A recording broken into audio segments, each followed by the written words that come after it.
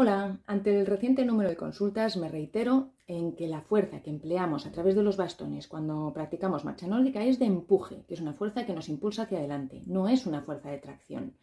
Como profesional no puedo avalar afirmaciones incorrectas, igual que no puedo avalar el verbo escapulear, que es inventado, tampoco puedo avalar que se rote desde la zona lumbar no está hecha para rotar, o los 120 grados de extensión de la muñeca, que no existen, porque el grado cero es muñeca neutra. Así que por favor, investigad estas cosas, pero no me pidáis que acepte pulpo como animal de compañía, porque es que no puedo.